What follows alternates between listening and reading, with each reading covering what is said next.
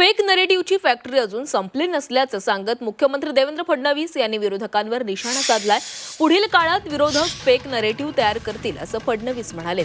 मुंबई महापालिका निवडणूक जवळ आली आहे, त्यामुळे विरोधक मुंबईला महाराष्ट्रापासून तोडण्याचा डाव करत असल्याचा फेक नरेटिव्ह तयार करतील असा घणाघात फडणवीसांकडून करण्यात आला आहे।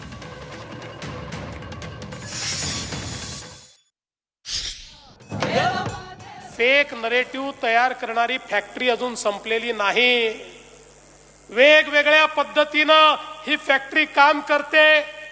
लोकसभेच्या आधी संविधानाचा विषय मांडून या फेक नरेटिव्ह फॅक्टरीने एक यश मिळवलं, पण त्यानंतर त्यांचं ते यश आपण हिरावून घेतलंय।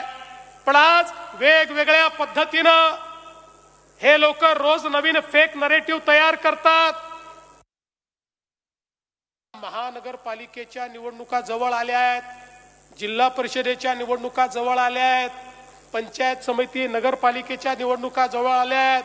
आता आशिष शेलारजी पुन्हा एकदा भाषण सुरू होतील। महाराष्ट्रापासून मुंबईला तोडण्याचा कट सुरू झालेला आहे, अशा प्रकारची भाषणं आता पुन्हा ऐकायला मिळतील।